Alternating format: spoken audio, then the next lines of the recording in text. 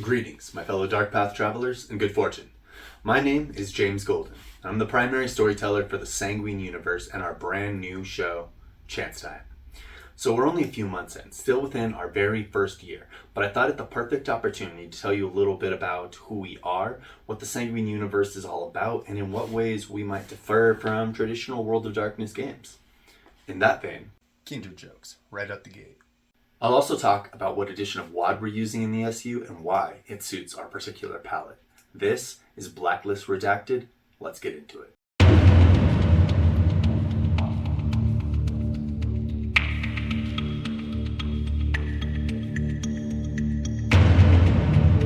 So, what is the SU?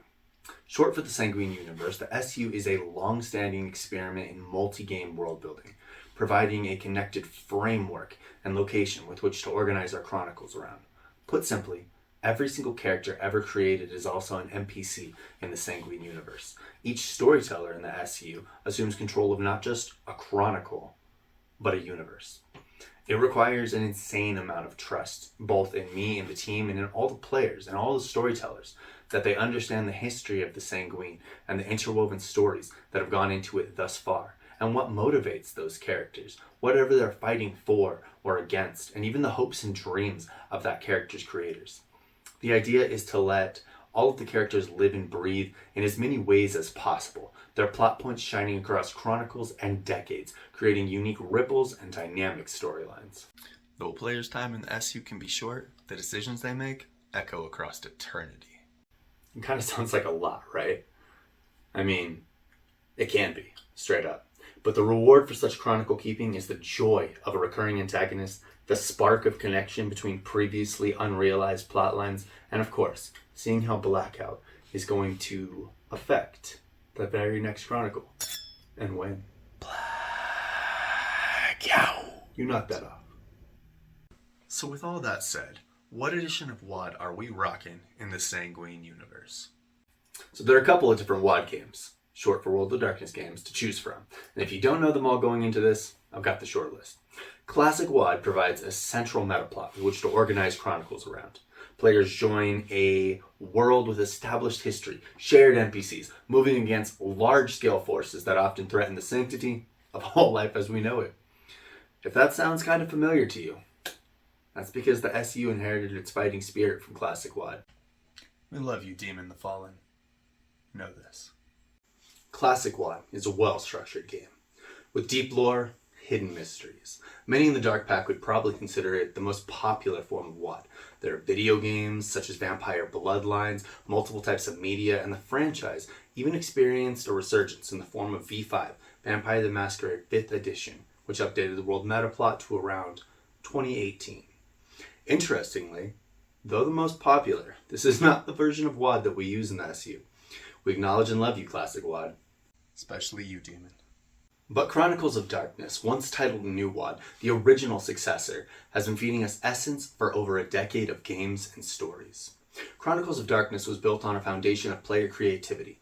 Each supernatural race was reduced to around 5 clans or tribes, with room to create more, whereas in Classic WoD, often the major races, specifically vampires, werewolves, had around 12 to 13 options to read through and choose from.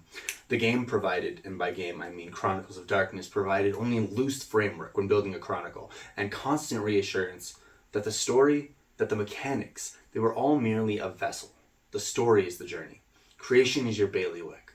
Customize new bloodlines and abilities, craft unique arcane items, even craft whole monster templates. The world of darkness was yours. And what would you make of it? Creativity is my lifeblood, and I found a mirror in Chronicles of Darkness. One that I was all too excited to share with my team, who had previously only known of Dungeons & Dragons. With Chronicles, I was able to achieve the type of gameplay I'd always desired. Heavy, full of gravitas, not weighed down by maps or minis, and strangely, often hauntingly beautiful. With the core book providing the basic mechanics, each supernatural race got their own crossover-compatible game, with optional histories to choose from and guides for creating your own. The books were designed to put you in the driver's seat. If something wasn't working for you, change it. Change and remove, adjust, modify, twist as you see fit, but be consistent. Consistency. The golden rule of changing rules. With that in mind, the SU lives in the spirit and vitality of both the world of and the Chronicles of Darkness. But as is often the case with inspiration, we've taken those fires and used them to forge our dark universe. For starters, in the Sanguine Universe, the Earth is fully under the control of the invisible Sanguine government, a world government comprised of all supernal races working in bloody harmony, controlled and founded by Charlotte Sanguine. A relatively new experiment, the Sanguine government proves more and more necessary as technology continues its inexorable march forward. With each passing year, the veil, that invisible blindfold over the human race as to the truth of the world, grows more and more thin. The Earth is in danger. If not for the intervention and protection of the Sanguine government, that veil may have snapped already. The SU operates within the action horror genre. We often feature characters undergoing life changes, strong moral dilemmas, changed people who find themselves beneath the shadow of impending titanic battles and sometimes having to become the monster in order to be the hero. We like battles fought in the shadows, across dimensions, in hidden realms, in sunken cities. Our games often feature characters fighting for their place in the world. It is an environment where science rapidly encroaches upon the sacred supernal, and where hybridization, once thought of as scientifically and magically impossible, occurs with more frequency than any would like to admit. In the Sanguine Universe, what matters most is story. The mechanics are kind of just the vessel, like I said earlier. A consistent vessel that the players can rely on, not to just up and change. It's the age-old art of storytelling around a fire modernized, infused with roleplay and a dash of gambling.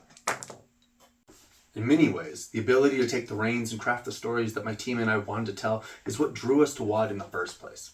A modern RPG set in a twisted mirror of our world, it was the perfect system to tell dark tales, certainly.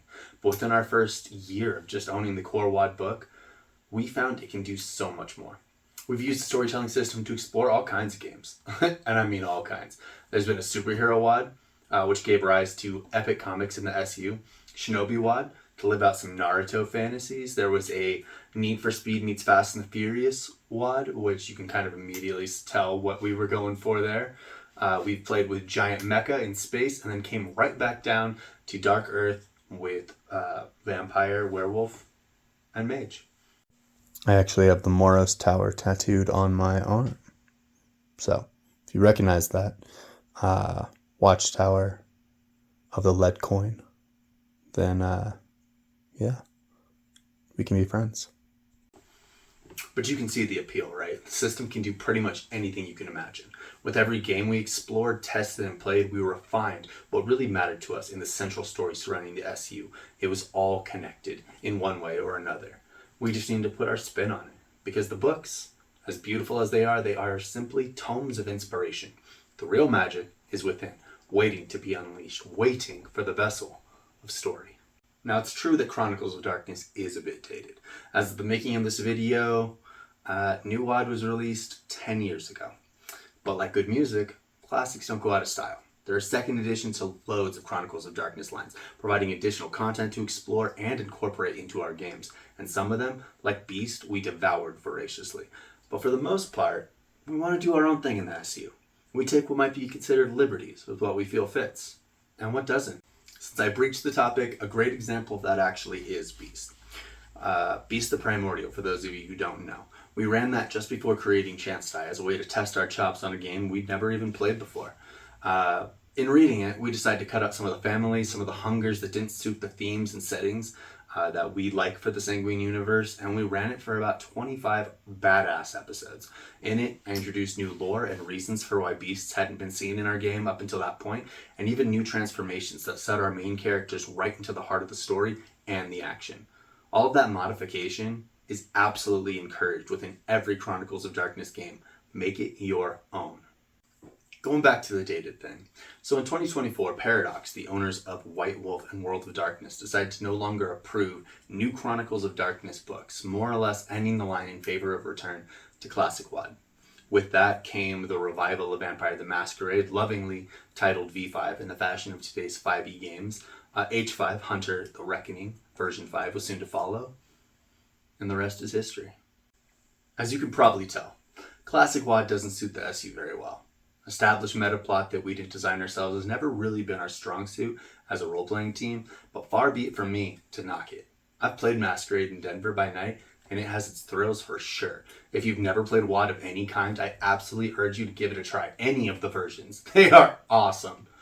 Also, if we ever do decide to take on Classic WoD in any of its forms, Demon the Fallen. Whew, something in my throat there.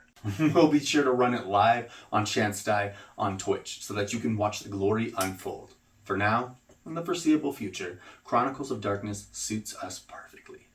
Once again, my name is James Golden. I'm the author of the Sanguine Universe books Kingdom of Blood, as well as Descent into Darkness and Blood in the Hourglass. For now, I'm the primary ST on Chance Die, until Promethean ends and a new voice pierces the darkness. I appreciate you spending some time with me. Thank you for your interest in the Sanguine Universe. Thank you for your interest in the glorious wicked that is the world of darkness. I'll see you soon. And remember, bright may be the day, but sanguine is the night.